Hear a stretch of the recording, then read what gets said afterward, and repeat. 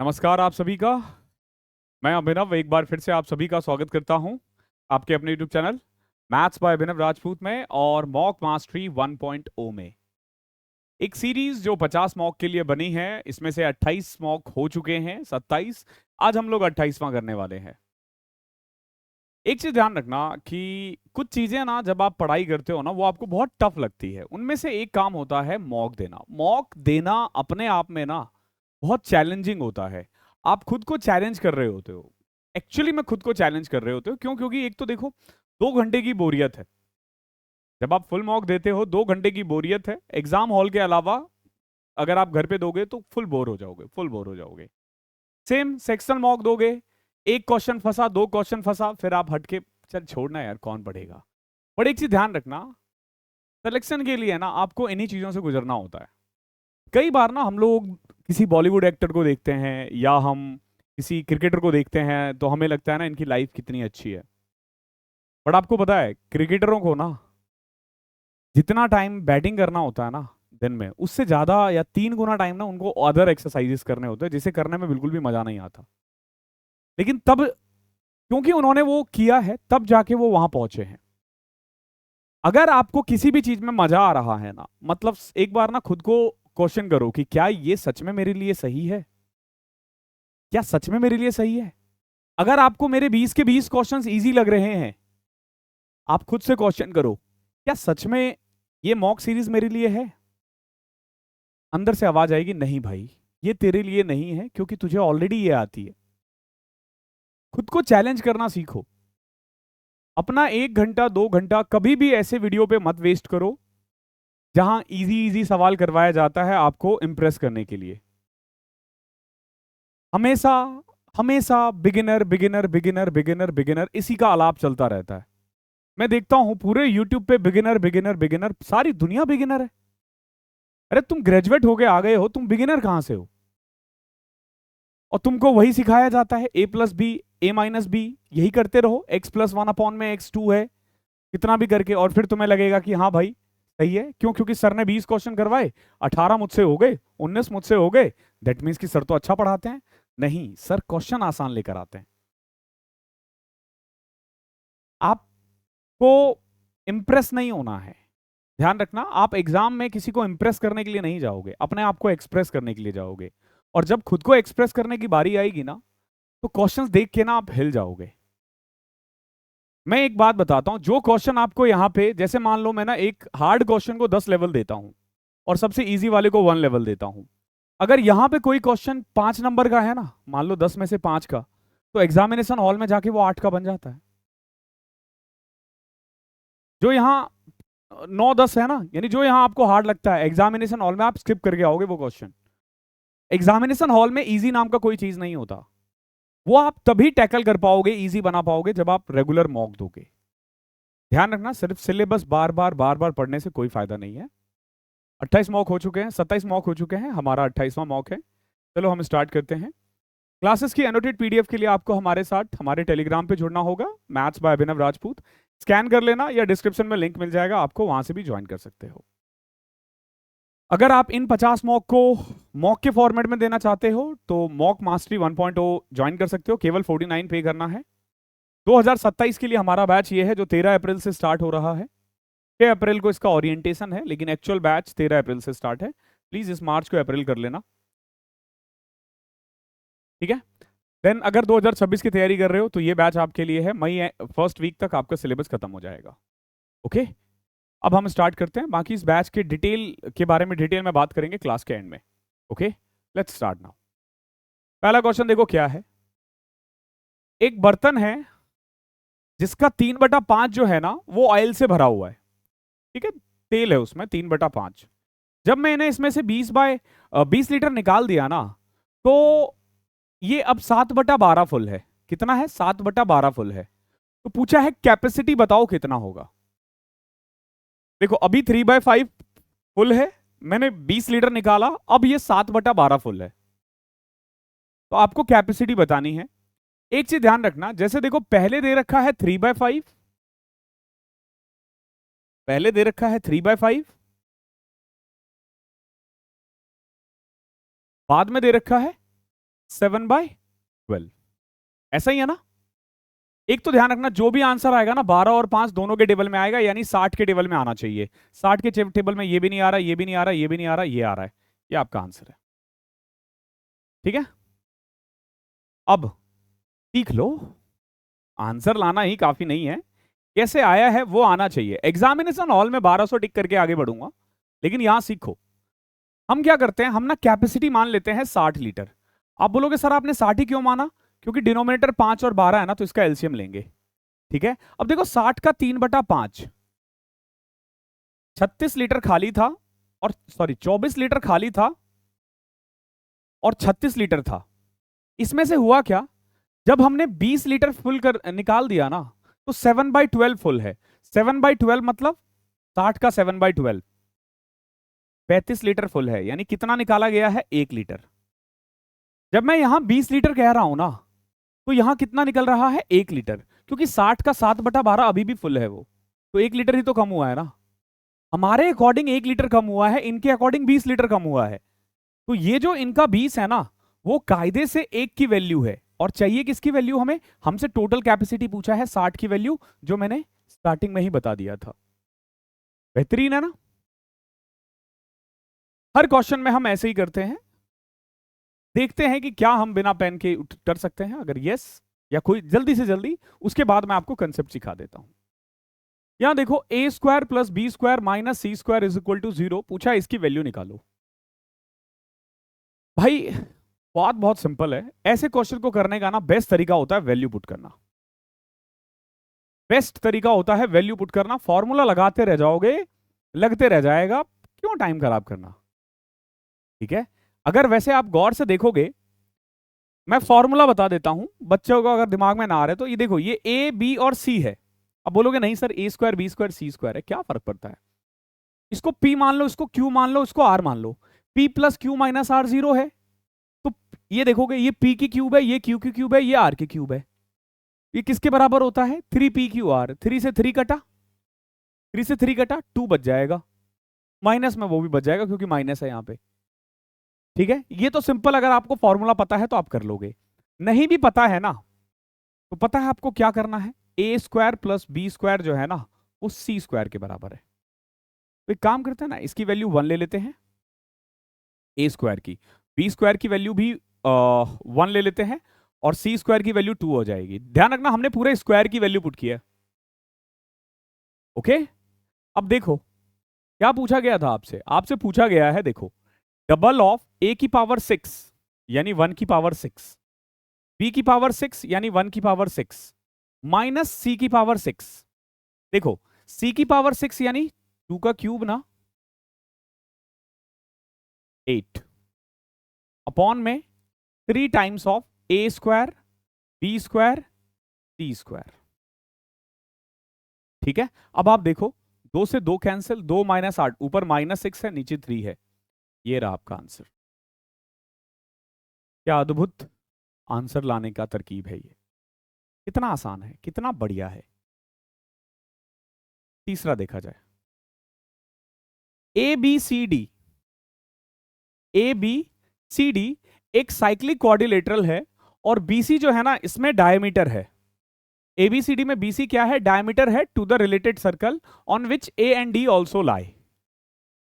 Angle BCA दे रखा है 19 है, और एंगल सीएडी जो है ना वो 32 है।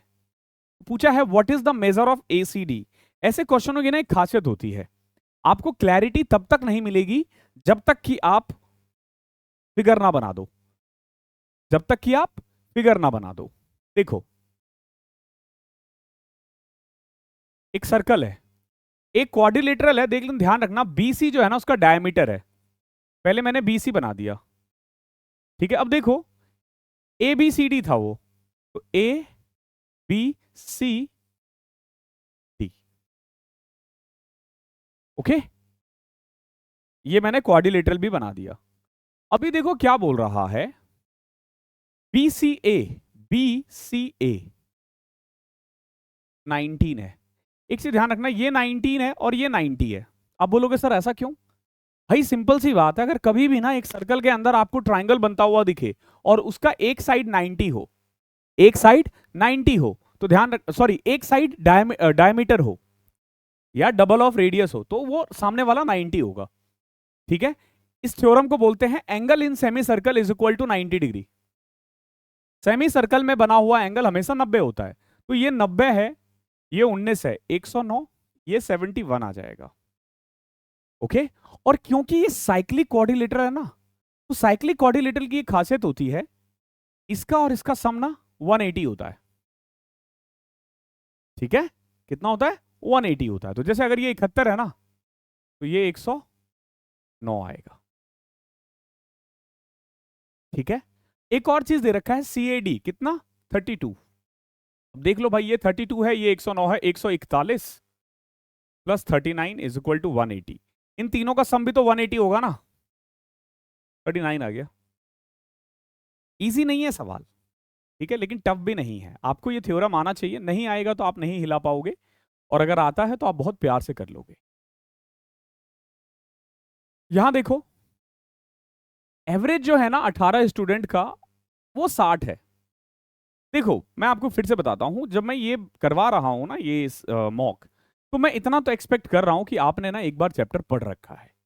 हालांकि मैं बहुत अच्छे से एक्सप्लेन कर रहा हूं चीजों को, बट स्टिल वो सफिशिएंट नहीं होता है अगर आपने चैप्टर नहीं पढ़ा तो। अब जैसे ये वाला क्वेश्चन है, ये एवरेज में मैंने रटवा दिया था, इतना करवाया है, तो अगर आपने एवरेज वन शॉट, और मैं ये भी नहीं बोल रहा हूं कि आपको ये पढ़ना है तो मेरे बैच में आओ, यूट्यूब पे मैंने वन शॉट करवा दिया है, उससे बाहर नहीं बनेगा मैथ्स। नहीं बनेगा मतलब नहीं बनेगा। The average marks of 18 student in an examination was 60। बाद में पता चला कि एक student wrongly entered at 63 instead of 36। देखो जो रॉन्गली होता है ना वो हमेशा माइनस होता है, और जो करेक्ट है वो प्लस होता है। तो डिफरेंस क्या आ रहा, -27। करेक्ट एवरेज क्या होगा? Corrected average is equal to old average, minus होगा यहां पे। क्यों माइनस होगा?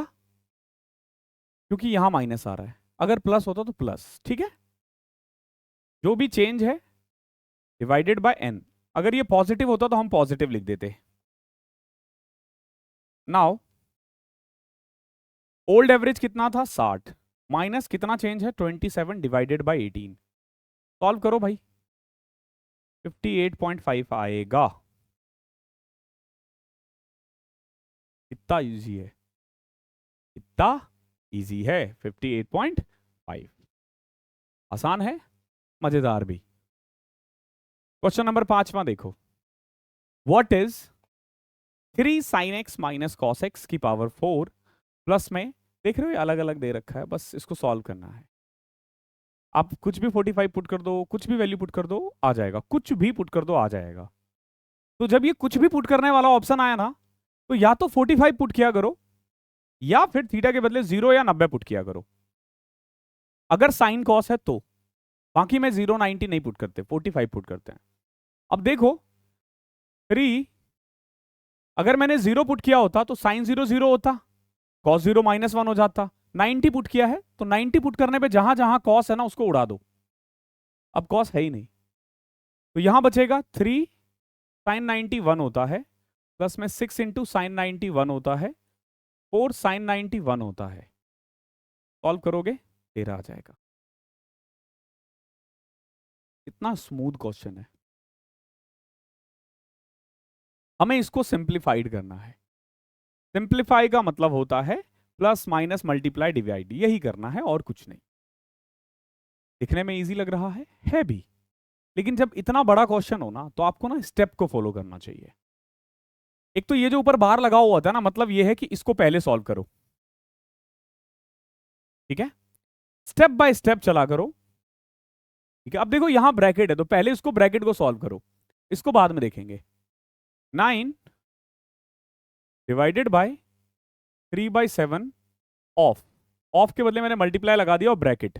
अब एक काम करते हैं, पहले मैं इस ब्रैकेट को सॉल्व कर लेता हूं, वहां सीधा लिख दूंगा। देखो कैसे, 4 में से 2 गया 2, 2 गुना 6 12, 12 प्लस 9 21, ये लो सॉल्व कर दिया। प्लस में अब हम इस वाले ब्रैकेट पे ध्यान देते हैं, जरा गौर से देखना, यहां 5/8 है, यहां 6/16 है। अगर मैंने इसको 2 से मल्टीप्लाई कर दिया तो नीचे भी 16, इधर भी 16। अब देखोगे 5 गुना 2 10, 10 प्लस 6 16/16, यानी ये पूरा जो है ना, ये पूरा ये 1 है। इसको सॉल्व करेंगे तो देखो 1/5 इंटू में 25/7 -1, 5 से कटा 5, 5/7 -1 -2/7 होगा। तो उस वाले ब्रैकेट को सॉल्व करके क्या आया, -2/7। 1/1 ऐसे ही ब्रैकेट सॉल्व करना है। ये पूरा ब्रैकेट सॉल्व किया तो ऊपर वाला तो हो गया सॉल्व। आप चाहो तो अगले स्टेप में भी इसको सॉल्व कर सकते हो। कैसे, देखो ये डिवाइड है, 7 से कटा 3, 3 तिया 9, 9 डिवाइडेड बाय 9 1, 1 में से 2/7 घटाओगे ना, ऊपर 5/7 आएगा। न्यूमरेटर सॉल्व हो गया। अब डिनोमिनेटर देखो, 16 में से 10 गया 6, 24 को 6 से डिवाइड करोगे 4, प्लस में 36 डिवाइडेड बाय 20 में से 4, 20 को 4 से डिवाइड करोगे 5, 5 प्लस 5 10, 10 में से 1 गया 4। अगेन देखो 36 को 4 से डिवाइड करोगे 9, 9 प्लस 4 13। ठीक है ना, 16 में से 10, 6, 4, 36, 9, 4।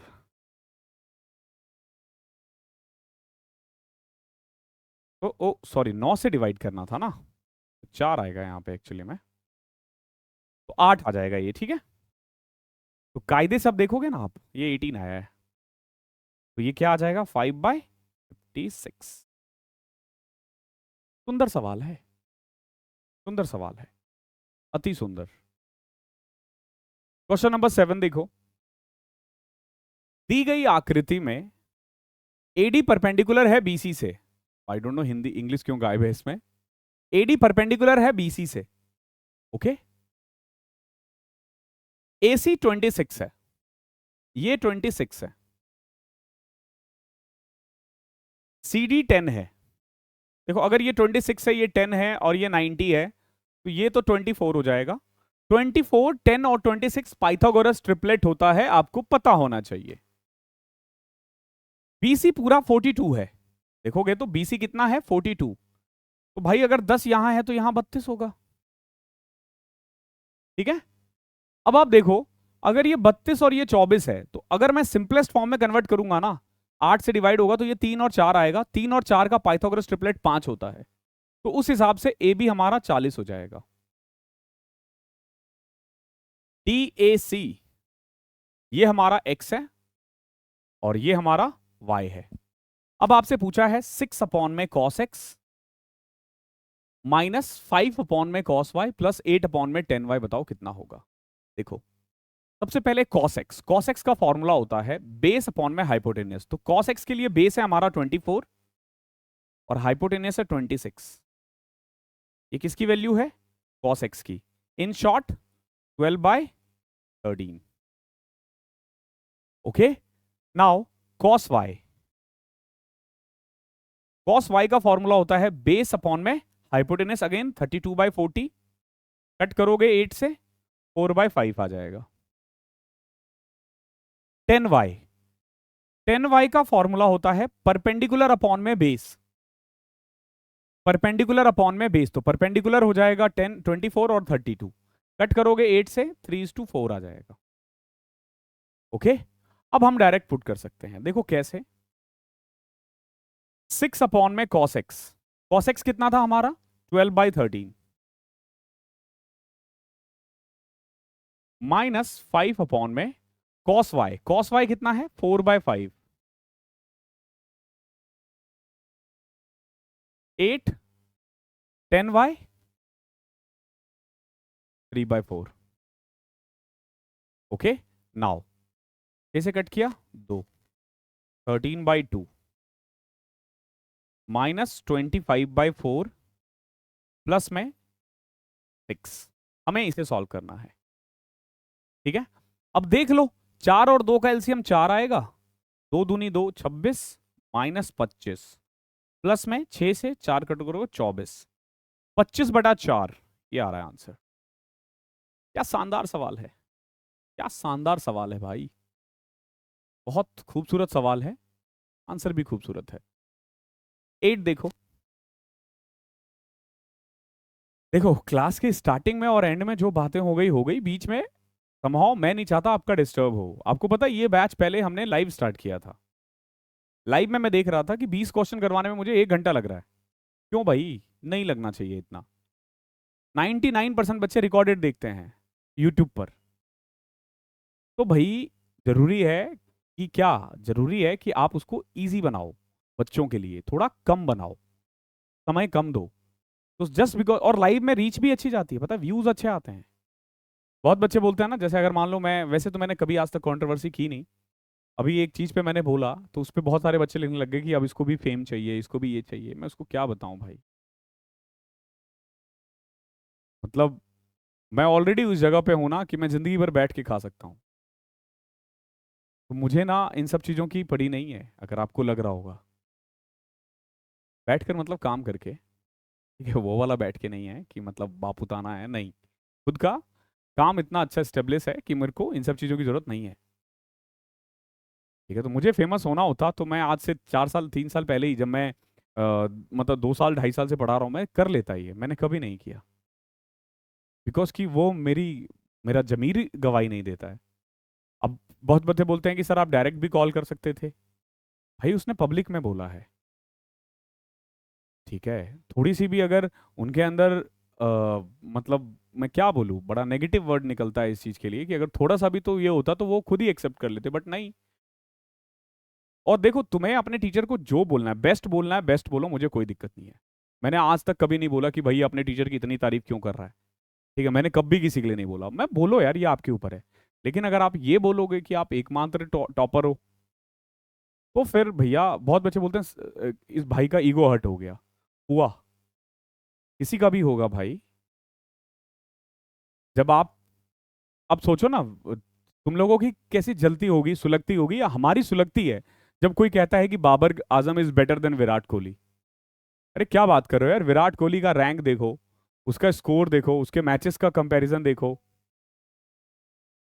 ठीक है, तो आप उसको कंपेयर नहीं कर सकते इन सब चीजों से। तो बहुत सिंपल है, मैं ये नहीं कह रहा हूं मैं उससे बेस्ट हूं।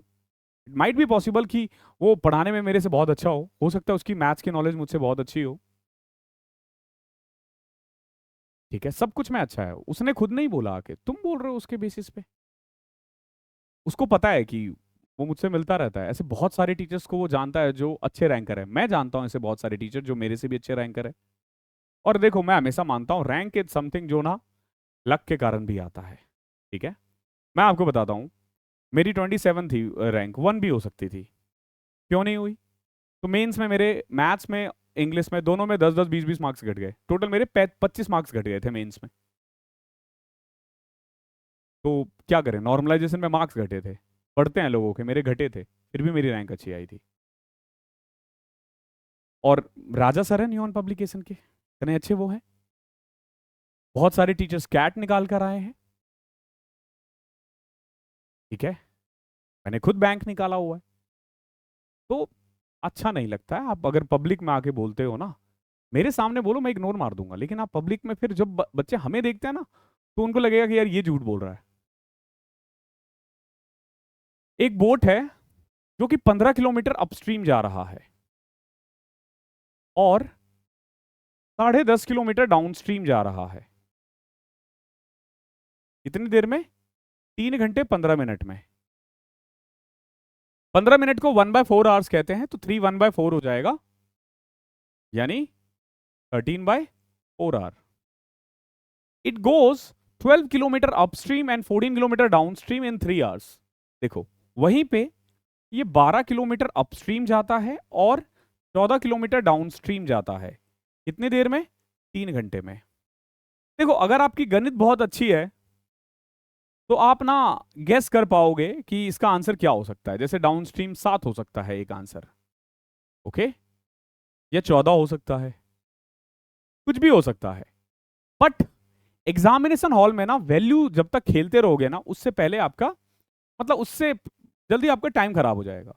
तो क्या करें? मैंने आपको बोर्ड एंड स्ट्रीम में तरीका बताया था, क्या भाई, कि कैंसल आउट करने की कोशिश करो। कैसे? जैसे देखो, 15 और 12 है, यहाँ 10.5 और 42 है। 10.5 और 14 का एलसीएम 42 होता है।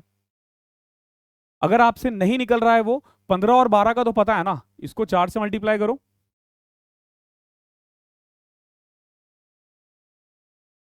इसको 4 से मल्टीप्लाई करो और इसको 5 से मल्टीप्लाई करो। अब देखो 15 गुना 4 60, लिखना नहीं है, 10 गुना 4 42, 42 माइनस 14 गुना 5 70 अपॉन में downstream is equal to 4 से 4 गया 13 माइनस 15। ठीक है ना, ये कैंसल आउट हो चुका है, मैंने बताया था आपको डायरेक्ट।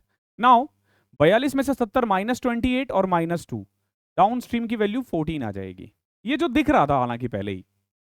अब यहां पुट करोगे, अपस्ट्रीम की वैल्यू 6 आ जाएगी। देखो ना 14/14 एक गया उधर 2, ठीक है, 12 अपॉन में अपस्ट्रीम 2 है तो अपस्ट्रीम की वैल्यू 6 होगी। अब आपसे क्या पूछा है, बोट की स्पीड। तो बोट की स्पीड अगर आप कभी भी डाउन स्ट्रीम और अपस्ट्रीम निकाल दो ना, ऐड करके 2 से डिवाइड कर दो।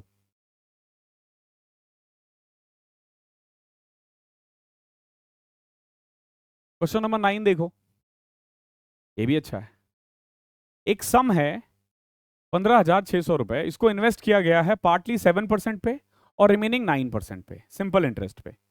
अगर टोटल इंटरेस्ट की बात करूं ना, एंड ऑफ 3 ईयर इतना है, तो पूछा 7% पर एनम पे कितना लगाया गया होगा। देखो आपके पास था 15,600, आपने लगाया 7% पे और 9% पे, ठीक है। ऑन एन एवरेज 3 साल में आपने कमाया 3738, अगर 1 साल की बात करूं तो 1246, 1 साल में आपने इतना कमाया। एलिगेशन लगाते हैं, कभी भी पार्टीशन हो जाए ना समझ लेना एलिगेशन लगाना है। देखो कैसे, देखो कैसे, अगर मैंने सारा पैसा 7% पे लगाया होता तो 15,600 का 7% कितना होगा, 1050 और 42 1092।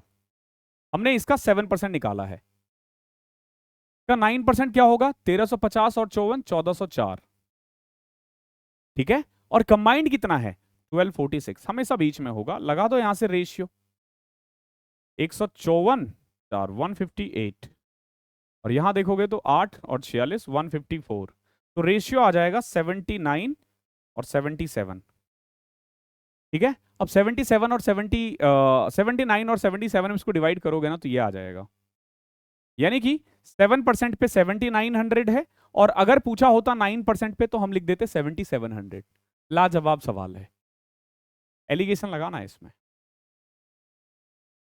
एक पैसेंजर ट्रेन है, दिल्ली से निकला है 6 बजे शाम को मुंबई के लिए, और 9 बजे N express train whose average speed exceeds that of the passenger train by 15 kilometre per hour leaves Mumbai for Delhi, ठीक है। वो मुंबई से निकला है दिल्ली के लिए, और एक निकला है दिल्ली से मुंबई के लिए। ध्यान रखना जो 6 बजे निकला है ना, वो दिल्ली से मुंबई जा रहा है। जैसे मान लो ये दिल्ली है, ये मुंबई है, ठीक है। जो दिल्ली से निकला है वो निकला है 6 PM पे, और जो मुंबई से निकला है वो निकला है 9 PM पे। इसकी स्पीड जो है ना 15 किलोमीटर पर आवर है, ध्यान रखना, मतलब ज्यादा है।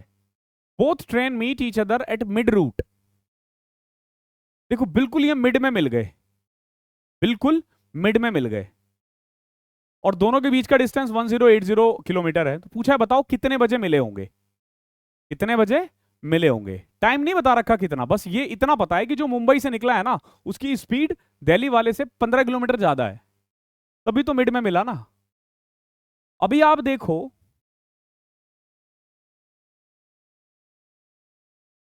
यहां मिले हैं, टोटल अगर पूरा 1080 किलोमीटर था तो यानी कि ये निकला है, ये चला है 540 किलोमीटर, और ये भी चला है 540 किलोमीटर। ओके, क्लियर है। अब अगर मैं स्पीड की बात करूं ना, तो अगर मैंने इसकी स्पीड k मानी है ना, तो इसकी स्पीड जो होगी ना वो k+15 हो जाएगी, ध्यान रखना। ओके, क्लियर है ना। ये मैंने क्या किया, ये डिस्टेंस है और ये स्पीड है। तो एक बात बताओ, इसको 540 किलोमीटर चलने में कितना टाइम लगेगा, आप बोलोगे 540 अपॉन में k, और इसको कितना टाइम लगेगा 540 अपॉन में k+15। एक पते की बात यह है कि t और t1 का डिफरेंस 3 घंटे का है।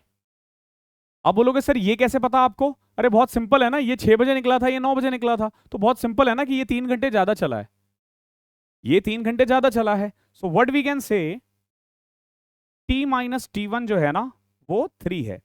जब आप इनको घटाओगे ना तो सबसे पहले देखो 540 कॉमन ले लो बाहर, अब यहां बचेगा 1 अपॉन में k, यहां बचेगा 1 अपॉन में k plus 15 is equal to 3। Okay, now 3 से आप चाहो तो सीधा कट कर सकते हो 180। अब देखो अगला स्टेप, यहां एलसीएम लिया, बाहर 180 रखा हुआ है, ध्यान रखना, k plus 15 minus k upon में k into k plus 15। Okay, k से k कटा, k इंटू k प्लस 15 जो है ना वो आ जाएगा 2700, ये इक्वल टू 1 है। ओके, अब आप यहां वैल्यू पुट करके निकाल सकते हो, 60 और 75 नहीं, 100 और 115 नहीं, ज्यादा हो जाएगा, 50 और 65 नहीं, 45 और 60 आएगा। k की वैल्यू 45 और ये 60, k की वैल्यू 45 आ गई एक्चुअली में। 45 की स्पीड से 540 किलोमीटर जाने में 12 घंटे लगेंगे। 6 बजे के बाद 12 घंटे यानी कि अगले दिन सुबह 6 बजे, या इसको 9 घंटे लगेंगे। ओके, तो एक तरीका तो ये है, एक तरीका तो ये है जो बहुत कॉम्प्लिकेटेड है, लेकिन ये बेसिक है तो ये आपको समझ में आ गया होगा। अब हम ना एक तरीका और लगा सकते हैं, एक फॉर्मूला होता है इस क्वेश्चन को, इसको ऐसे देखो, इस क्वेश्चन को ऐसे देखो, मैं इसको रफ कर रहा हूं, ठीक है, एक बार आप देख लो, अगर स्क्रीनशॉट लेना है ले लो। अब इस क्वेश्चन को ऐसे देखो कि मुझे पर्टिकुलर एक जगह जाना है जो कि 540 किलोमीटर दूर है। आप बोलोगे सर 540 क्यों? अरे क्योंकि दोनों ट्रेन 540 ही तो चली है ना। अगर मैं अपनी स्पीड 15 किलोमीटर बढ़ा दूं ना तो मैं 3 घंटे बचा लूंगा। आप बोलोगे सर 3 घंटे क्यों? अरे सिंपल सी बात है ना, जो पहली वाली ट्रेन निकली है वो 6 बजे निकली है और दूसरी वाली ट्रेन 9 बजे पहुंची है, 9 बजे निकली है, तो पहली वाली ट्रेन ने 3 घंटा ज्यादा लिया है। तो जो मुंबई से निकला है, तो मुंबई वाले ने क्या किया, 540 किलोमीटर जाने के लिए अपनी स्पीड को 15 किलोमीटर बढ़ाया। कितना? 15। तो उसने क्या किया, अपना 3 घंटा बचा लिया। आप बोलोगे सर ये क्या है? तो ये एक फॉर्मूला है, ये एक फॉर्मूला है जिस फॉर्मूले के तहत डिस्टेंस इज इक्वल टू होता है speed of A speed of B upon में speed of A minus speed of B into में चेंज इन टाइम। ये हम तब करते हैं जब हमें स्पीड बढ़ाना या घटाना हो। इस क्वेश्चन में डायरेक्ट नहीं बोला गया है तो बच्चे नहीं लगा पाते, बट इनडायरेक्ट तो बोला ही गया ना, तो इनडायरेक्ट तो लगा ही सकते हो ना, थोड़ा सा दिमाग लगाया करो। ओके, अब देखो 3 से घटा 5, वही आ जाएगा जो हमने पहले किया था, ऐसा नहीं है कुछ अलग आएगा, 2700। अब वापस से आपको क्वाड्रेटिक इक्वेशन तो बनेगा ही बनेगा, तो थोड़ा सा दिमाग लगाना पड़ेगा। ए की वैल्यू 45 है, ये 60 है, 45 की स्पीड से 540 किलोमीटर जाने में कितना टाइम लगेगा? 12 घंटे। तो 6 बजे से जाएगा तो 12 घंटे 6 AM हो जाएगा। बहुत शानदार सवाल है, बहुत शानदार सवाल है। क्वेश्चन नंबर 11वां देखो, ये बढ़िया पेपर है यार, 10 क्वेश्चन हुए, 33 मिनट हो गए। A alone can complete a task in 10 days. A and B work together for 3 days, after which C replaced by A. A was 50% more efficient than C. After A and C had worked together for 3 days, 13% of the task was incomplete. In approximately how many days can B complete the entire task? मैंने आपको शुरू में ही कहा था कि question अब थोड़ा easy होने वाला, मतलब अच्छे होने वाले हैं सारे मॉक्स, ठीक है। ए अकेला 10 दिन में करता है, ए और बी ने 3 दिन काम किया। समझो हुआ क्या, ए अकेला 10 दिन में कर सकता है, ए और बी ने 3 दिन काम किया, फिर A was 50% more efficient than C, और फिर ए और सी ने 3 दिन काम किया। ओके, और 13% काम अभी भी इनकम्प्लीट है, यानी 87% काम हुआ है। तो इनडायरेक्टली मैं कह सकता हूं ए प्लस बी ने 3 दिन मिलकर, ए प्लस सी ने 3 दिन मिलकर कितना काम किया? 87% काम। यही काम ए जो है ना 10 दिन में अगर करता ना तो पूरा 100% काम कर देता। कितना काम कर देता? 100% काम कर देता। एमडीएच का यूज किया हमने यहां पे, ठीक है। नाउ अभी पहले ना इसको सॉल्व करते हैं। देखो 3 सब में कॉमन आ रहा था, 2a plus B plus C upon में 87 is equal to a by 10। 3 से कट किया 29, तो 20a plus 10b plus 10c is equal to 29a। A और बी के बारे में कुछ नहीं कह रहा ना, आपसे पूछा बी अकेला कितने दिन में करता। ओके देखो 20a 10b 10c और 29a। अब अगर मैं यहां तक सॉल्व करूं ना तो ये देखो ऐसे आएगा 10b plus 10c is equal to 9a। अभी एक चीज देखो, ए जो है ना वो 50% मोर एफिशिएंट है सी से। मतलब ए जो है ना एक तरह से यूं कह लो कि सी का 3/2 भाग है। 50% ज्यादा एफिशिएंट होने का मतलब है, ठीक है। मतलब ये है कि सी जो है ना वो 2a/3 है। सी क्या है? 2a/3 है। Now 10b is equal to 9a minus 10c। 10c को कैसे लिखोगे आप? 20a/3, 27। तो in short what we can say यहां देखना 27 में से 7 20 7a 30b is equal to 7a। In short B और ए की एफिशिएंसी का रेशियो आ जाएगा 7/30। ये एफिशिएंसी का रेशियो है भाई। मतलब ये है कि ए अगर 30 काम कर रहा है तो बी 7 काम कर रहा है। ए ने 10 दिन में 30 काम किया है तो टोटल काम कितना है? 300। अगर बी को करना पड़े ये काम 7 की रफ्तार से, बताओ कितना करेगा? कर दो, 7 चौके 28, 7 तिया 21 अप्रोक्स। कितना खूबसूरत क्वेश्चन है ना। एक तरीका ये था जो मुझे लग रहा है थोड़ा लंबा है। अब मैं थोड़ा और इजी करने की कोशिश करता हूं, ठीक है।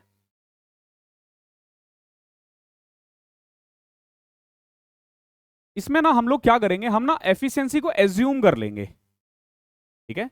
देखो एफिशिएंसी को एज्यूम कैसे करते हैं, A was 50% more efficient than C ना। तो एक काम करते हैं, मान लेते हैं कि सी एक दिन में 2 काम कर रहा है, तो ए कितना कर रहा है? 3 काम। 3 काम। अब ए अगर 10 दिन काम करे ना तो पूरा काम फिनिश, तो टोटल वर्क कितना आ जाएगा? 30। 30 आपने वहां से सीख लिया होगा, वो एक मेथड है, एक मेथड ये है, ये बढ़िया मेथड है। टोटल वर्क कितना आ गया? 30।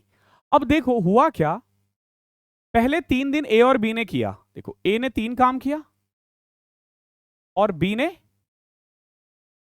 3 दिन काम किया। फिर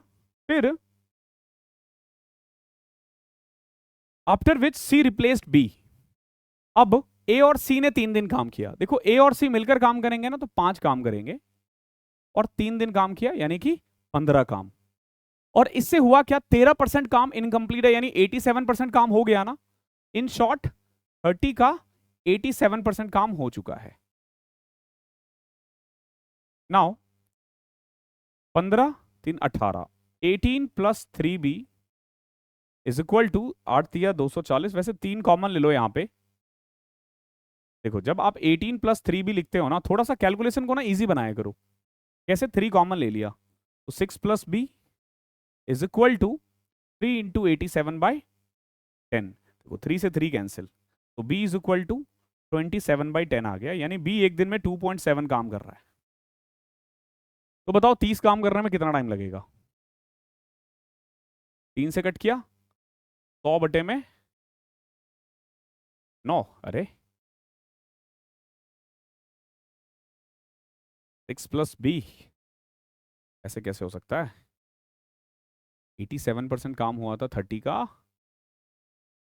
इन लोगों ने मिलकर 3 दिन काम किया था, 15 काम, ठीक है। ओह ए ने 3 दिन में यहाँ 9 काम किया होगा यार, ये दिक्कत हो गई। 24 आएगा। 3 कॉमन लेने के बाद ना यहाँ पे एक्चुअली में 8 प्लस बी होगा। 8 घटाओगे ना तो 7/10 0.7 आ जाएगा। 330 टोटल वर्क था, 0.7 से डिवाइड करो, अब निकालोगे 43 आ जाएगा। अगेन बहुत सुंदर सवाल है, ठीक है, लेकिन खुद से करोगे तो टाइम नहीं लगेगा। नेक्स्ट देखते हैं। ए बी सी अपने, ये भी बहुत प्यारा क्वेश्चन है। ए बी सी अपने इनकम का 8%, 7% और 9% डोनेट कर रहा है एक चैरिटेबल ट्रस्ट को। ए और बी की सैलरी सेम है और डिफरेंस बिटवीन देयर डोनेशन 259 है। देखो भाई, ए अपनी सैलरी का 8% खर्च कर रहा है, बी अपनी सैलरी का 7% खर्च कर रहा है, तो दोनों के डिफरेंस कितना है? 1% ही तो है ना। क्यों? क्योंकि दोनों की सैलरी बराबर है। दोनों की सैलरी बराबर है तो एक्चुअली में डिफरेंस क्या है? 1% ऑफ देयर इनकम, जो कि 259 दे रखा है। डिफरेंस बिटवीन देयर से, तो 259 अगर 1% है तो 100% कितना होगा? 25900। ये ए का है सैलरी, ये भी बी का सैलरी है। सी का हम निकालेंगे। अभी देखो, ए जो है ना वो 8% खर्च कर रहा था, बी जो है वो 7% खर्च कर रहा था, और सी जो है वो 9% खर्च कर रहा है। जो टोटल डोनेशन है ना ए और बी का, वो 1185 ज्यादा है सी से। ठीक है, आपसे पूछा the total donation of A and C is what percent of total salary of A B C. A और सी का जो डोनेशन है ना, वो ए बी सी के सैलरी का कितना परसेंट है? ठीक है, ए बी सी के सैलरी का कितना परसेंट है, आपसे ये पूछा है। 8-9 के आसपास ही आएगा, 7 से नीचे नहीं जाना चाहिए।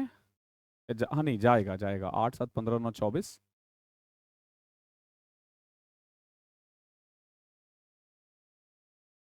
8 9 17, 6 के आसपास रहना चाहिए वैसे। चलो देखो, ए 8% खर्च कर रहा, तो इसका 8% निकाल सकते हो। देखो कैसे, 1% जो होगा ना वो 259 होगा। 8% 8 से मल्टीप्लाई करोगे, 250 को 8 से मल्टीप्लाई करने पे ना 2000 हो जाता है, 2072। अब 25,900 का 7% कैसे निकालोगे? तो भाई देखो, 250 का 7 को मल्टीप्लाई करोगे तो 1750 आएगा, 63, 1813। दोनों को मिला करके टोटल 3885 रुपए, ये इनका डोनेशन है, जो कि 1185 ज्यादा है सी से। तो अगर मैं इसमें से 1185 घटा दूं ना, 2700 रुपए आएगा। ये डोनेशन बाय सी है, और सी का जो डोनेशन है ना वो इनकम का 9% है, तो 100 कितना होगा? 30,000। ये सी की सैलरी भी आ गई। अब देखो आपसे क्या पूछा है, आपसे बोला है ए और सी का डोनेशन 27 और 22, 4972 जो है ना, वो ए बी सी के सैलरी का कितना परसेंट है? ए बी सी का सैलरी कितना होगा? ऐड करो, 25 25 50 30 80, 81,800।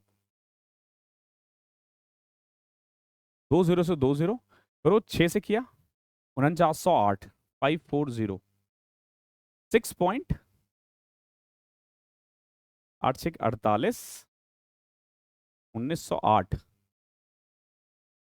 सॉरी सॉरी सॉरी सॉरी, 27 और 20 4772 आएगा ना। 5 से मल्टीप्लाई करना पड़ेगा।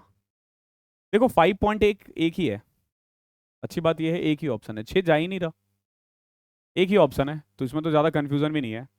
6 के आसपास बोला था लेकिन 2 ऑप्शन थे इसलिए दिक्कत थी, वरना हम डायरेक्ट भी जा सकते थे, ऑप्शन बहुत क्लोज क्लोज था। क्वेश्चन नंबर 13 देखो, अगर आप x सब्सट्रैक्ट करो ना इन चारों में, तो इस तरीके से जो नंबर आएगा ना वो प्रोपोर्शनेट होगा।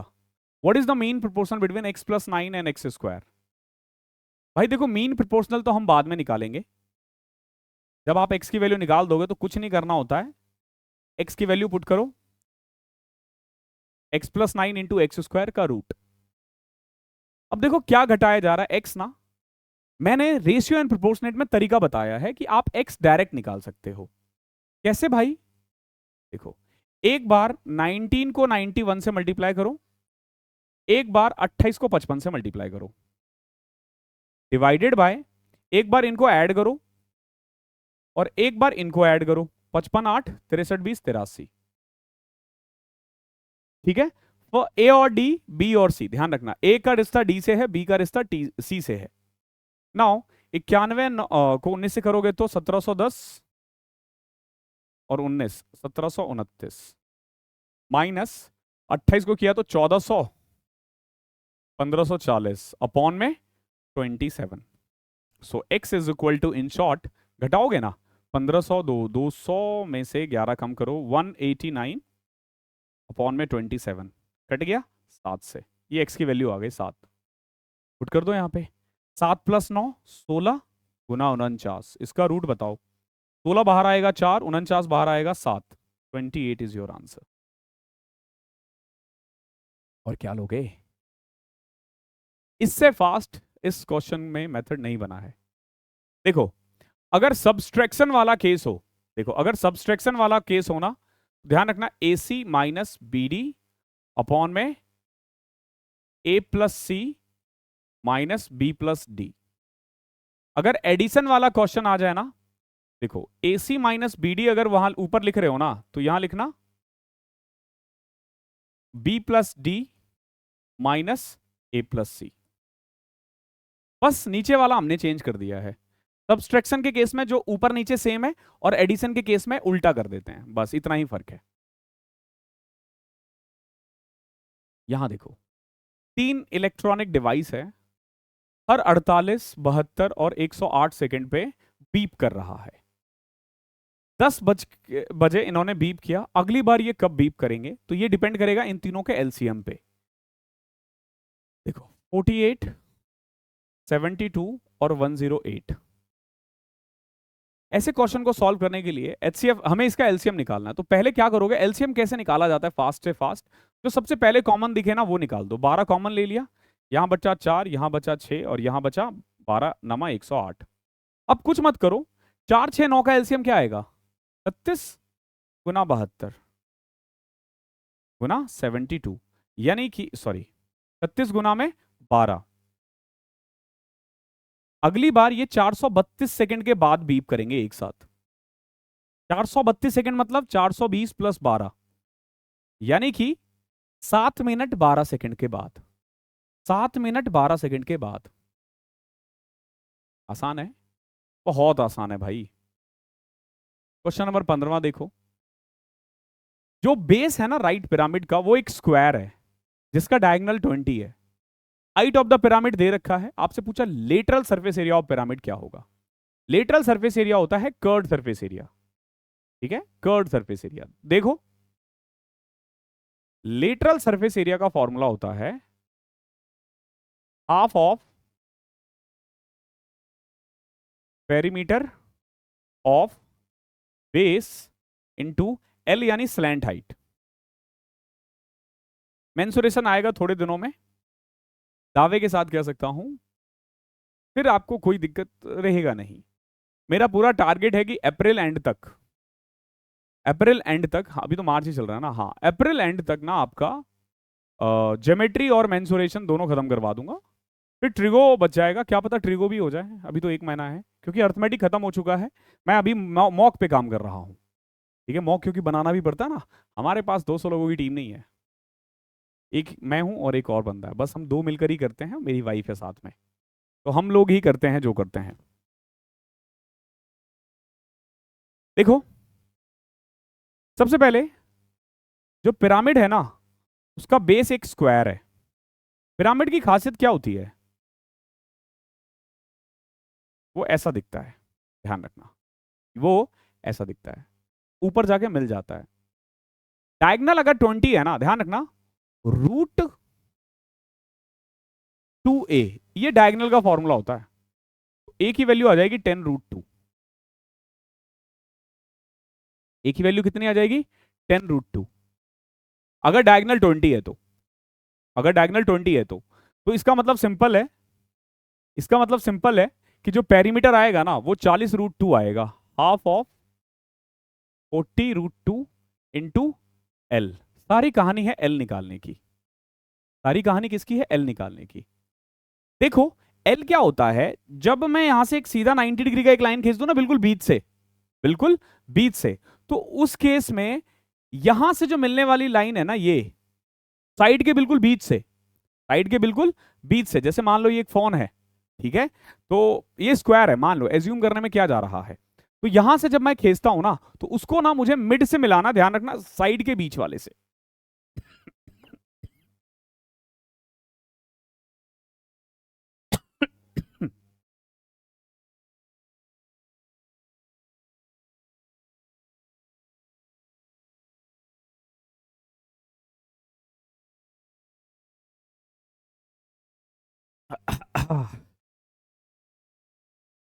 तो एल स्क्वायर का जो फॉर्मूला होता है ना, वो होता है एच स्क्वायर प्लस में a/2 का होल स्क्वायर। ठीक है, या आप डायरेक्ट भी याद कर सकते हो कि अगर बेस है तो क्या होगा। नाउ नाउ h कितना है हमारा 20, 20 का स्क्वायर होता है 400। a/2 यानी 10/2, 10/2 5√2 का स्क्वायर 50 √450, √450।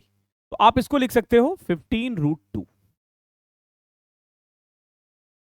ओके, नाउ 15√2, देखो √2 2 से 2 गया, 40 गुना 15 600। पिरामिड में मैंने एक क्वेश्चन भी बना रखा है, तो प्लीज आप सर्च कर लो, कर लेना, यूट्यूब पे मिल जाएगा आपको, वीडियो सेक्शन में जाओगे तो। अगला देखो, we have a man who borrows 4,000 from a bank at 10% per annum simple interest and clear the debt in 3 years. If the installment paid at the end of the first second year to clear the debt are 1,500 and 2,500, तो पूछा है third year कितना पे करना पड़ेगा। एक चीज हमेशा ध्यान रखना, जब भी आप सिंपल इंटरेस्ट सॉल्व करो ना, तो एक ही फंडा है कि कभी इंटरेस्ट पे इंटरेस्ट नहीं देना, कभी भी इंटरेस्ट पे इंटरेस्ट नहीं देना है। जैसे मान लो फर्स्ट ईयर आपका प्रिंसिपल है 4,000, आप इसका 10% इंटरेस्ट दोगे, कितना 400। आपने फर्स्ट ईयर के एंड में क्या किया, 1,500 रुपए दे दिया, तो सेकेंड ईयर आपका प्रिंसिपल बचेगा 2,500 रुपए। तो सेकेंड ईयर पे आप इस पे इंटरेस्ट दोगे कितना 250। सेकेंड ईयर के एंड में आपने 2,500 पे कर दिया, तो फॉर थर्ड ईयर आपका प्रिंसिपल है 0, तो इंटरेस्ट भी 0 होगा। तो थर्ड ईयर के एंड में आपको क्या करना है, सारा इंटरेस्ट लौटा देना है, 400 plus 250 650। Simple interest, compound interest देख लेना, सब कुछ पढ़ाया हुआ है भाई, ऐसे क्वेश्चंस करवाए हुए हैं, आपने कितने अच्छे से किया ये आपके ऊपर डिपेंड करता है। चलो क्वेश्चन नंबर 17 देखो। अरे फिर से 17 आ गया 2 बार, ये एक्चुअली में 16 है। A calculates his profit percentage on the selling price of article. A ना अपना जो प्रॉफिट है ना वो सेलिंग प्राइस पर कैलकुलेट करता है, और बी जो कैलकुलेट करता है ना वो कॉस्ट प्राइस पर कैलकुलेट करता है। अगर इन दोनों के बीच के प्रॉफिट का डिफरेंस 588 है और सेलिंग प्राइस दोनों का सेम है और दोनों को 28% प्रॉफिट मिल रहा है, तो पूछा है selling price of the article कितना होगा, सेलिंग प्राइस कितना होगा। देखो भाई बहुत सिंपल है, दोनों के दोनों क्लेम कर रहे हैं कि मैं 28% प्रॉफिट कमा रहा हूं। एक बोल रहा है कि भाई मैं कॉस्ट प्राइस पर कमा रहा हूं, एक बोल रहा है मैं सेलिंग प्राइस पर कमा रहा हूं। ठीक है, ऐसा ही है ना, ऐसा ही है। ओके, तो पहला वाला बंदा क्या बोल रहा है कि मेरा अगर कॉस्ट प्राइस 100 है ना, तो मैं 128 का बेच रहा हूं। आप बोलोगे बिल्कुल ठीक। दूसरा वाला बंदा पता है क्या कर रहा है, वो कह रहा है कि अगर मैं 100 रुपए का बेच रहा हूं ना, तो मेरा कॉस्ट प्राइस 72 है। क्यों ऐसा, क्योंकि वो सेलिंग प्राइस पर प्रॉफिट कैलकुलेट कर रहा है। ओके, अब इनके बीच का प्रॉफिट का डिफरेंस 588 है, सेलिंग प्राइस दोनों का सेम है, 28% प्रॉफिट है, तो सेलिंग प्राइस क्या होगा। बहुत बढ़िया क्वेश्चन है ये। देखो अब पड़ोसियों को बिठाओ, यहां 128, यहां 100, तो कायदे से पहले वाले के लिए कॉस्ट प्राइस है 10,000, सेलिंग प्राइस है 12,800। दूसरे वाले के लिए कॉस्ट प्राइस जो हो जाएगा ना 1000 स्क्वायर, 10,000 में से 784 घटाओ, 784 यानी 9,216। एक के लिए कॉस्ट प्राइस ये है, दूसरे के लिए कॉस्ट प्राइस ये है, ध्यान रखना। प्रॉफिट की बात करोगे तो ये बंदा कमा रहा है 2800 और ये कमा रहा है 2800 प्लस 784, 3584। ठीक है, ये मैंने 100 प्लस 28, 100 माइनस 28 था, तो 100 का स्क्वायर माइनस 28 का स्क्वायर कर दिया। अभी देखोगे डिफरेंस ऑफ प्रॉफिट 784 है, जबकि सवाल में कितना कह रहा है 588 है।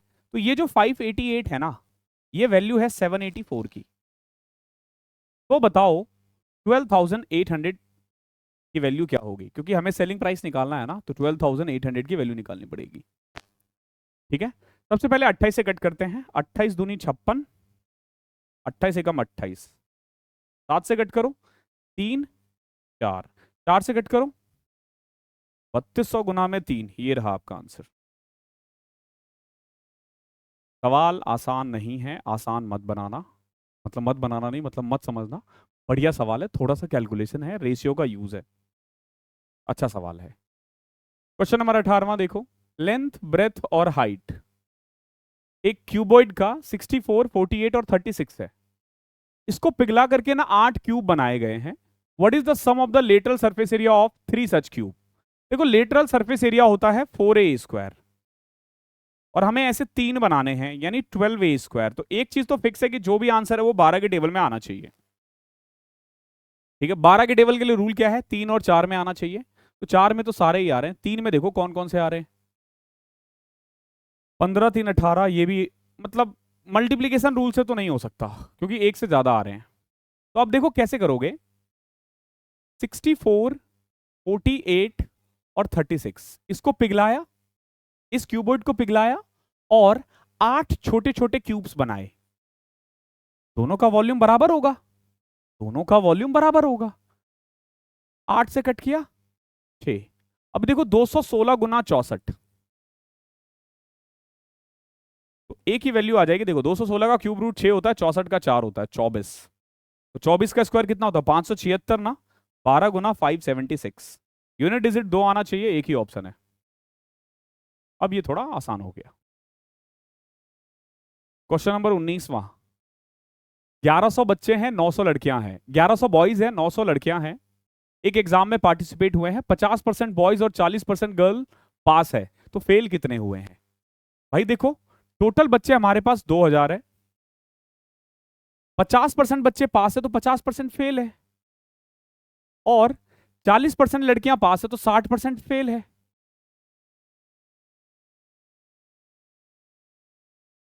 एक 1090/20, बहुत बच्चे फेल हो गए भाई, 54.5। तो ये तो इजी है, ये तो आप खुद भी कर लोगे। चलो लास्ट क्वेश्चन आज का। एक मर्चेंट है हमारे पास, उसने सेलिंग प्राइस इस तरीके से फिक्स किया है कि 42% ज्यादा है कॉस्ट प्राइस से, 42% above the cost price. He sell his good at a 15% discount mark price. तो पूछा प्रॉफिट कितना होगा। देखो डायरेक्ट कर सकते हो तो डायरेक्ट कर लो, नहीं तो फॉर्मूला लगा सकते हो। फॉर्मूला क्या है, देखो कॉस्ट प्राइस और सेलिंग प्राइस का रेशियो होता है 100 माइनस डिस्काउंट 100 प्लस प्रॉफिट। अगर आप क्वेश्चन को गौर से देखोगे तो 42% ज्यादा मार्क किया गया है, मतलब अगर 100 रुपए का सामान है ना तो 142 मार्क है। अब डिस्काउंट 15 है ना, तो ऊपर आएगा 85, नीचे 100 plus P is equal to 100 upon में 142। ठीक है, एक तरीका तो ये है, इसको सॉल्व करो। 5 से कट करोगे 17 20 आएगा, लेकिन पॉइंट में जाएगा, पॉइंट में जाएगा। तो कुल मिला के इस तरीके से थोड़ा टफ होने वाला है।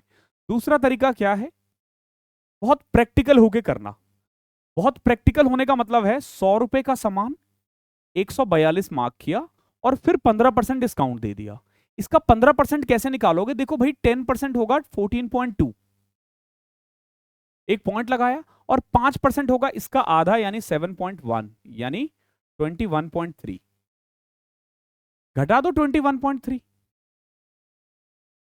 22 ऑलमोस्ट, तो 120.7 आ जाएगा, यानी ऑलमोस्ट प्रॉफिट कितना है 20.7, यानी 21। ओके, तो दिख गया होगा लेवल क्या है। अगर आप ऐसे तैयारी करते हो तो कभी भी आप एग्जामिनेशन हॉल में इधर उधर नहीं होंगे, कभी भी नहीं होंगे, मेरा वादा है। मॉक देते रहना, ठीक है। अगर आपका फाउंडेशन के साथ प्रॉब्लम है, 2027 की तैयारी कर रहे हो, this is for you. Do not wait, join कर लो। 13 अप्रैल से बैच स्टार्ट है, 6 तारीख को इसका ओरिएंटेशन है। ठीक है, आपको बताया जाएगा कि बैच में कैसे पढ़ना है, क्या क्या पढ़ना है। 7500 क्वेश्चंस प्लस की प्रैक्टिस करवाऊंगा, और इनका प्रिंटेबल पीडीएफ दूंगा आपको। तो किसी भी किताब की खरीद किसी भी बुक की जरूरत नहीं है आपको। 4 लेवल के क्वेश्चंस मिलेंगे, रेलवे के, मेंस के, हार्ड लेवल, बिगिनर वाले, सारे मिलेंगे आपको। ठीक है, प्रिंटेबल पीडीएफ्स मिलेगा, एग्जामिनेशन हॉल अप्रोच। और क्योंकि हम लोग इसी में मॉक भी करवा रहे हैं, इसी में चैप्टर वाइज मॉक भी करवा रहे हैं, तो आपका ना स्पीड, प्रैक्टिस और कंसेप्ट तीनों क्लियर होता है। प्राइसिंग की बात करूं तो टिल 13 अप्रैल, ध्यान रखना, till 13 April you can join this batch at 10% off. ध्यान रखना, ये ऑफ 13 अप्रैल के बाद बंद हो जाएगा। बंद हो जाएगा मतलब बंद हो जाएगा। इसका प्राइस यही रहने वाला है, प्राइस में ज्यादा चेंजेस नहीं आएगा, बिकॉज की now we are only focusing on our content. मेरा तजुर्बा है और मैं बोलूंगा आपको कि आप एक बार ले लो 1800 रुपए में 3 साल के लिए और फ्री हो जाओ। इसके बाद आपको कुछ भी पढ़ने की जरूरत नहीं है। ध्यान रखना, भविष्य में अगर कोई भी मेंस बैच आता है तो वो इसमें ऑलरेडी इंक्लूड किया जाएगा। आपको दोबारा इस हमारे ऐप पर कुछ और बाय करने की जरूरत नहीं पड़ेगी, ना कोई मॉक ना कुछ, इसमें सब कुछ मिलेगा। हमारे पूरे ऐप का एक्सेस मिल जाएगा 3 साल के लिए इन शॉर्ट। और अगर आप 2026 की तैयारी कर रहे हो तो 6 महीने का आप 499 में ले सकते हो, 12 महीने का 999 में। ठीक है, लेकिन अगर आपका फाउंडेशन वीक है, 27 की तैयारी कर रहे हो तो ये बेस्ट है, और 26 वालों के लिए तो ये बेस्ट है। मैं बता देता हूं, 100 आवर्स में हमने जो इसमें करवाया है ना, वो आपको पूरे यूट्यूब पे कहीं नहीं मिलेगा। यूट्यूब बोल रहा हूं मैं, पेड कोर्स में भी नहीं मिलेगा। इन सबका लिंक आपको डिस्क्रिप्शन में मिल जाएगा। mathsbyabhinavrajput.in वेबसाइट पे भी देख सकते हो, एंड्रॉयड ऐप भी है हमारा, और kind of third party app हमारा iOS पे भी है, तो आप iOS वाले बच्चे भी ऐप देख सकते हो, मतलब एप्पल वाले भी देख सकते हैं। फायदा उठाओ, डिस्क्रिप्शन में लिंक है। थैंक यू सो मच, मिलता हूं मैं आपसे, तब तक के लिए पढ़ाई करते रहना।